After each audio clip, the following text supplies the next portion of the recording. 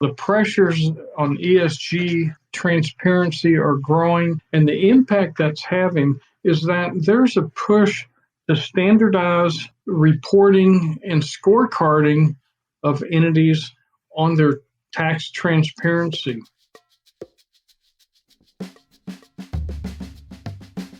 This is Tom Fox.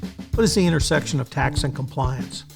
Why should every compliance professional work with their corporate tax department to ensure more effective compliance programs? In this podcast series, Taxman, join myself and noted tax professional Tracy Howell as we explore the intersection of tax and compliance, as well as other tax issues that every business executive needs to be aware of for their efficient commercial operations. Taxman is a production of the Compliance Podcast Network. Today we're going to take up a topic that, frankly, I've seen nothing on. Hello, everyone. This is Tom Fox, back again with Tracy Howell. First of all, Tracy, welcome back. Hey, thank you, Tom, and I am the Taxman. So I appreciate you taking the time to research on it so we could visit about it, Tracy, and that is tax and ESG. So first of all, with that incredibly long-winded introduction, welcome back. Hey, thanks, Tom. I'm glad to be back, and I am the Taxman. So Tracy, maybe we could start with the basics. What is ESG and how does tax intersect with ESG? ESG is the acronym, covers the governance in today's environment. It includes environmental, social, and governance sections of an entity. So those three components, the environmental, an organization is supposed to be monitoring and contributing to its social requirements of its environmental footprint, if you will, Tom. Wastewater management, for instance, energy efficiency, carbon footprint of an entity's organization, and the social component of that, Tom, which is again growing in importance, includes human rights. Where's it operating in? Its human resource function, the well-being of its workforce. Do they pay a fair wage, Tom? Energy efficiency. And so that's a social component. And then the governance part is, of course, Tom, you're functional expert, global expert on this. The governance part includes the executive compensation. That's a high-profile item.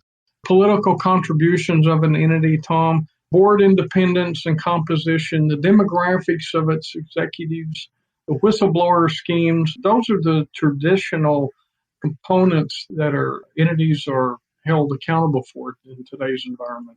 So Tracy, what are some of the drivers of this change to ESG really around the inclusion or enhancement of tax as an ESG component? Because frankly, I don't think many people think of the tax component to ESG or even within each one of the E and the S and the G, where does tax fit? So how do you see that shaken out?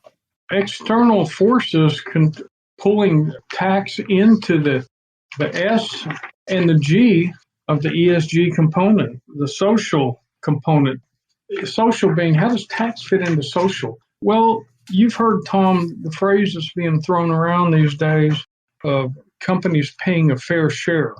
And that's an arbitrary term for multinationals. And Tom, that's a term that's really misunderstood a lot because there are different countries or jurisdictions have different tax rates. Some are higher, some are lower. And so as companies are very good at trying to operate in a most tax efficient manner, their activities are going to gravitate to a lower tax regimes. And so what's coming up, Tom, is the S and social taxes becoming more common in social piece of ESG. And you've got forces trying to push the concept of fair share rather than just compliance with the tax laws of those different jurisdictions.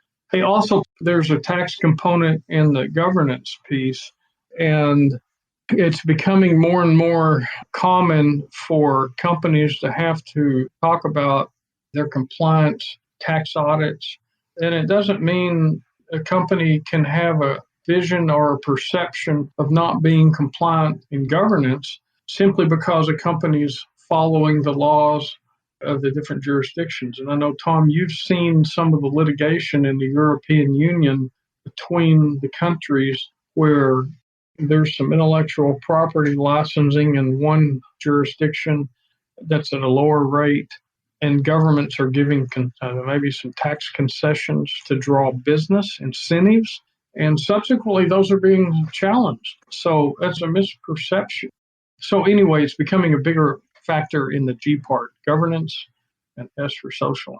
Let me turn to now and ask you the question, could you talk about the impact these changes that you've outlined around taxation, the push to create global standards, and where you see this, not only this movement going, which you've told us, but what's the role of tax in a company with this growing critical element? The pressures on ESG transparency are growing, and the impact that's having is that there's a push to standardize reporting and scorecarding of entities on their tax transparency. As you know, publicly traded companies have substantial reporting requirements in material areas of their operations, and income tax is always one of the large footnotes as required in SEC reporting. These external forces are creating some scorecarding. So you've got different players, some being OECD, one being there's a global reporting initiative, Tom, IFRS, which is the International Financial Reporting Standards Foundation, World Economic Forum, SASB, which is a Sustainability Accounting Standards Board. Each one of these organizations, Tom, are drafting up their own and pushing out their own transparency scorecard, if you will. And that would include some things like effective tax rates. Effective tax rates, traditionally, you can calculate in the financial results of an audited, published multinational. They're going to push that even farther to require ETR, effective tax rate reporting by jurisdiction. So if you have a country, high tax country, such as, let's use the U.S., and then they've got operations in Ireland, which has a lower income tax rate, Tom, if you just put those on paper and compare the two effective tax rates without an explanation or thorough understanding, you're going to get an inaccurate conclusion, possibly. But these organizations are pushing for globalization and transparency. The SEC currently doesn't have tax component for ESG scorecarding, but the global momentum is for this, Tom. It's going to result in more tax reporting and ESG. Tracy, your comments there really seem to me to bring together several of the themes or key themes we've tried to hit on in this podcast series. You've talked about, obviously, compliance being at the table. You've talked about compliance working with different parts of the organization, HR, supply chain. You might even have them working with health and safety or other groups that are touching upon the E in ESG. And I really wanted to ask you, in summarizing ESG, why is it so important to have tax now as a part of an ESG discussion? And maybe it's where you see all of this heading. You just said that you see us going down the road for perhaps greater transparency. You see us going down the road that there may be additional regulations. Where do you see pressure on multinational enterprises regarding this? The biggest pressure that's coming on top of multinational organizations are the institutional investors. And Tom, large institutional investors, as you know, they play a heavy role in impacting a multinational's activities. In other words, the CFO really has to listen to the institutional investors that he has relationships with, or his entity. And institutional investors are probably the biggest 500-pound gorilla in the room that are making investment decisions with their millions of dollars, and they are incorporating an ESG scorecard with tax transparency, a big part of it, as to where they're making their investment decisions.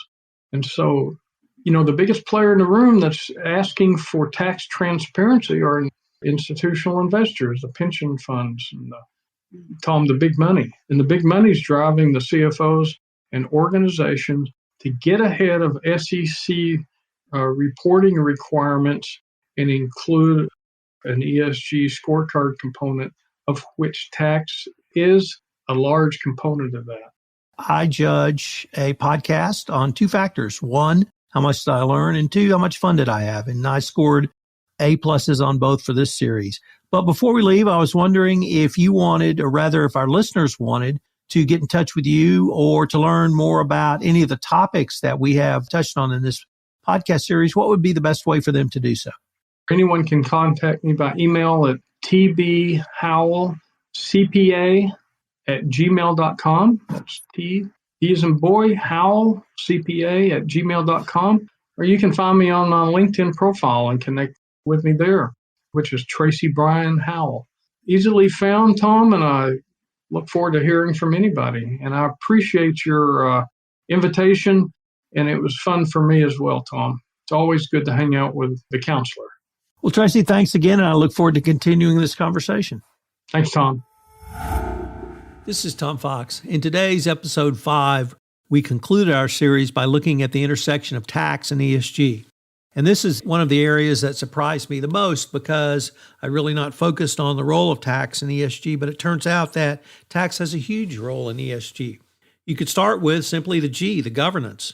Obviously, environmental has impacts as well, and social because of your awareness of tax payments, a critical component of ESG, but also the governance, executive compensation, contributions, board independence, accountability for responsible tax policy. Guess what? That's in the G of ESG. What about ongoing expansion and changes to your ESG program? Inclusion and growing of the ESG role and emphasis on a corporate income tax within the components of ESG. Drivers of this change to ESG to include tax as a component. Well, institutional investors and portfolio companies are driving this. There's a huge push for tax transparency, global reporting initiatives, International Financial Reporting Standards Foundation, the World Economic Forum's International Business Council, and SASB, the Sustainability Accounting Standards Board, are all pushing for tax transparency, which, of course, is another key component of the S in ESG, but once again, part of good governance. So what are some of the current changes to ESG regarding taxes? Well, there's ongoing effort to coordinate and synchronize standards and create common global reporting systems, both within overall ESG and tax. Efforts by commercial organizations to develop and propagate ESG ratings and ratings on various standards using ESG factors will likely be visible and substantially play a greater role. All of this is putting collective pressure on multinational enterprises requiring an enhanced ESG rating and scorecard. Tax is a high-growth component of ESG, and standards are being developed and synchronized and will be a greater component of ESG in the future.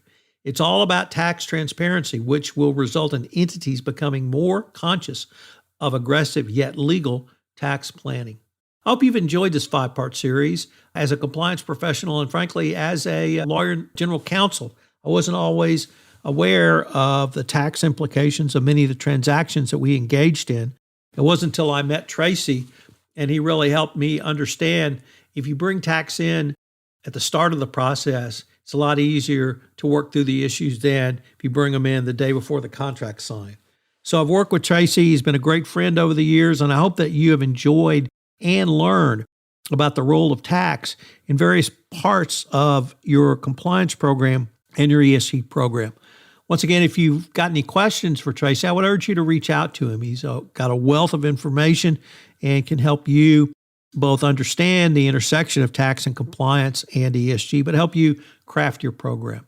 This is Tom Fox. Thanks so much for listening to this 5-part series on Taxman, the intersection of tax and compliance. I hope you've enjoyed this special series, which has been a presentation of the Compliance Podcast Network. This is Tom Fox again. Thanks so much for listening to this episode of Taxman on the intersection of tax and compliance. If you have any questions with Tracy, you can reach out to him at LinkedIn. He's at Tracy Bryan Howell. Tax and compliance are a topic which are not discussed enough in the compliance profession.